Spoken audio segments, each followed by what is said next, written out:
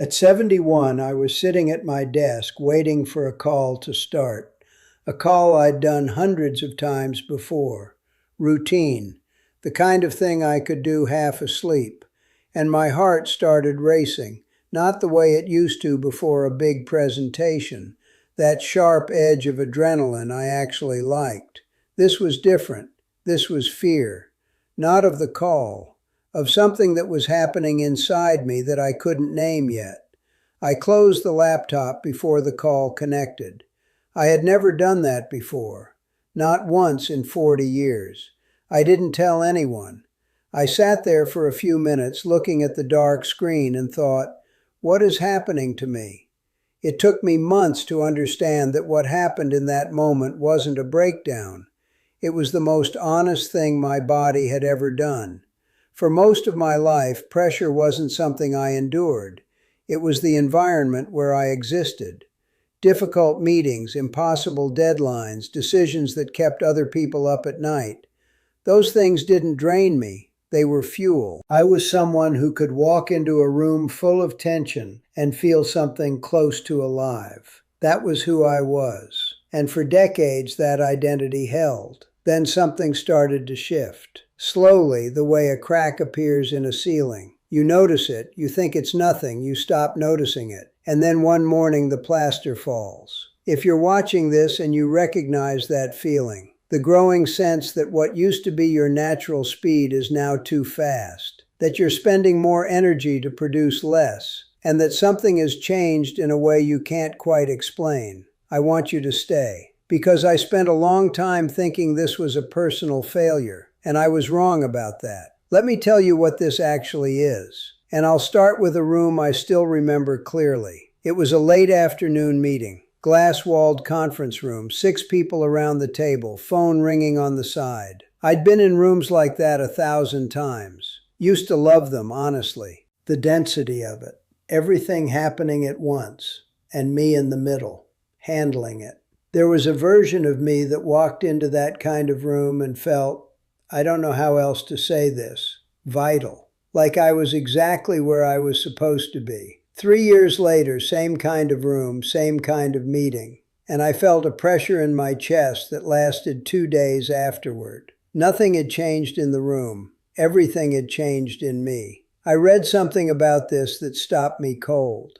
Researchers studying how the brain ages have documented what they call a narrowing of cognitive bandwidth, the gradual change in how the nervous system processes multiple stressors at the same time. And here's the part that got me. This doesn't mean your mind is weaker. It means the cost of each stressor is higher than it was at 45. The same pressure that used to be manageable now costs more. Not because you failed, because the system is running a different calculation. If you've noticed that what used to be stimulating now just feels exhausting, that's not weakness. That's information. Your body is being more honest with you than you've been with it. But here's the thing. Recognizing that the limit has changed, that's only half the problem. The other half is what that recognition does to your identity. I was having coffee with a friend of mine, also in his 70s. We've known each other for decades. And he said something in a low voice, almost like he was confessing it. I feel like I'm becoming irrelevant. I recognized those words immediately, because they were mine too. Every time I declined an engagement, every time I chose rest over action, every time I let the phone ring, it wasn't laziness, it was grief. And nobody around us was naming it as that. The sociologist William Bridges spent years studying life transitions, and he made a distinction that I think about often. He said, change is the external event. Transition is the internal process of letting go of one identity before you know what the next one will be. And the hardest part isn't arriving somewhere new. It's what he called the neutral zone, that disorienting period between who you were and who you haven't yet become.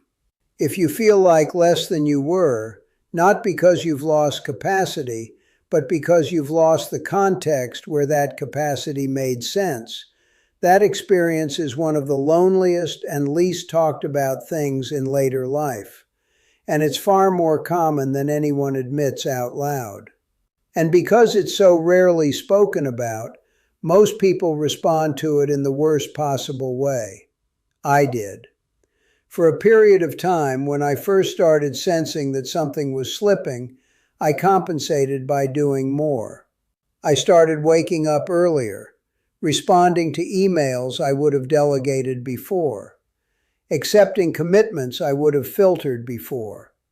It was like trying to fill a leaking bucket by pouring faster. One Saturday morning, I realized I was working at 7 a.m., not because it was necessary, but because the silence of the house was unbearable. I wasn't working. I was hiding inside work. A psychologist named Susan Krauss Whitburn has studied exactly this pattern. She calls it identity assimilation, the tendency of people with a strong professional identity to interpret the signs of change as threats to be neutralized rather than information to be absorbed.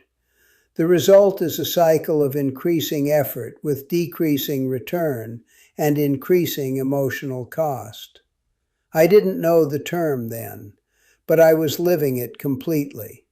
If you've ever found yourself working hard to prove something to yourself and couldn't quite name what, you know what I'm describing. It's not lack of discipline. It's fear of discovering who you are when you stop. So the real question isn't how to sustain the pace. It's what happens when you finally stop trying. And I'll be honest with you.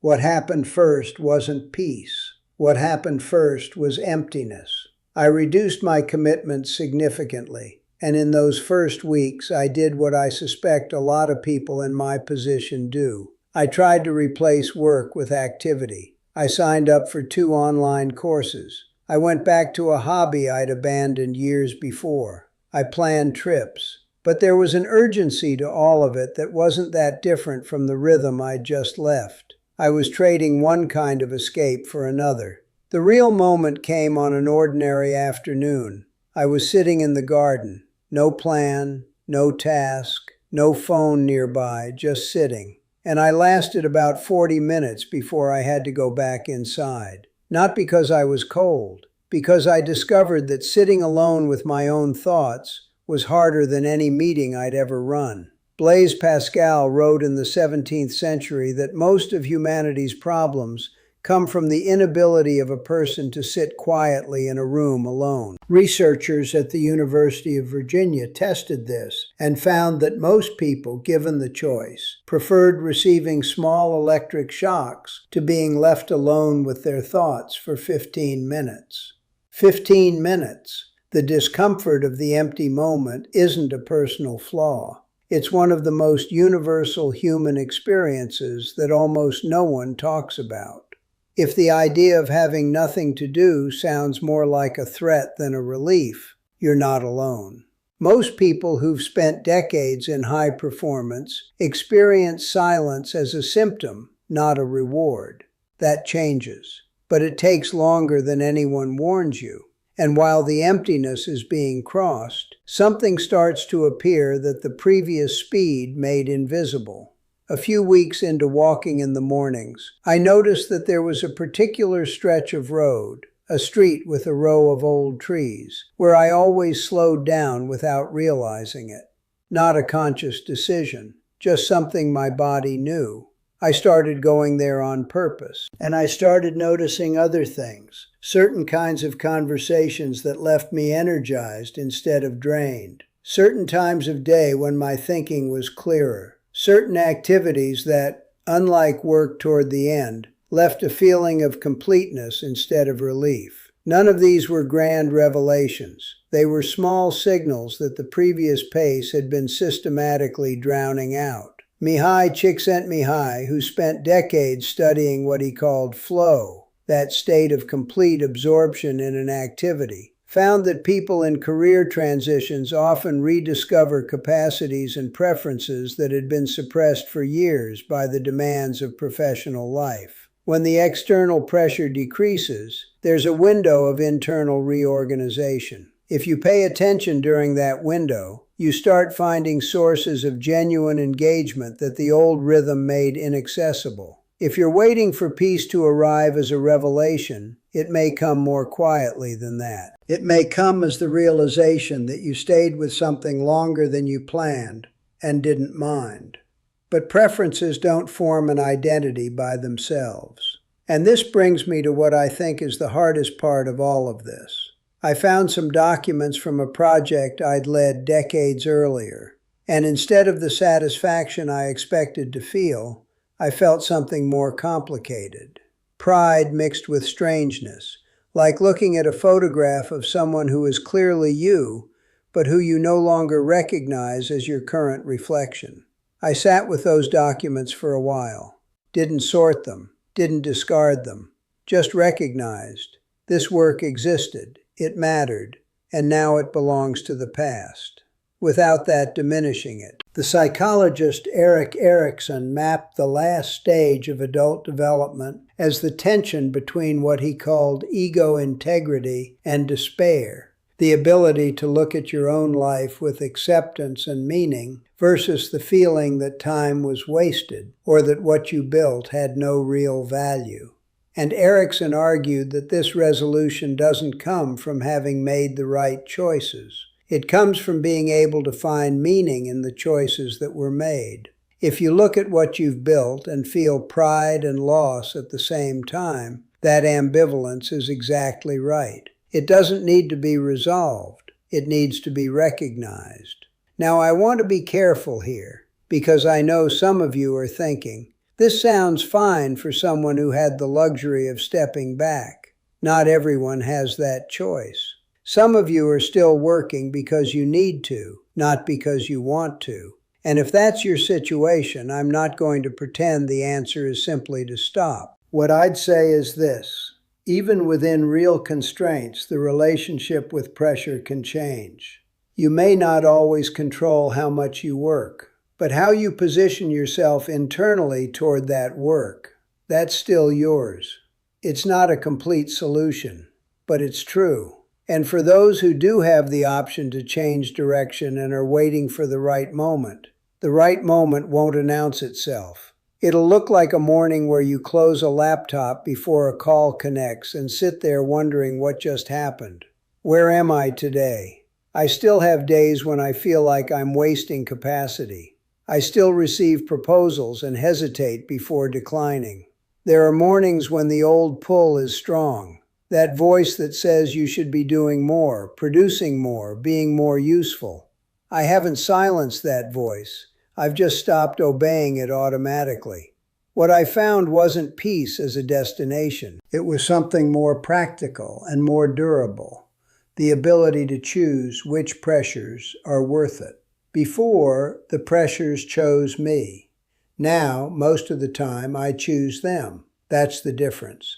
It's quieter than I expected, and it's enough. There's an image I keep coming back to, an engine that runs at high speed for decades, because the whole system was built for that speed. The cooling, the fuel, the rhythm. And then something changes in the road. The engine doesn't need to be smaller. It doesn't need to be replaced. It needs to find the rotation that fits this terrain. The same engine, a different temperature, a different road. Changing direction after 70 isn't giving up on who you were. It's, maybe for the first time, choosing who you want to be. I'd genuinely love to know if any of this resonates with you. Tell me in the comments, what was the moment? It could have been small, it could have been quiet, when you first sensed that your relationship with pressure had changed. I'd like to hear it. And if these kinds of conversations are what you're looking for, stay close. There's more coming.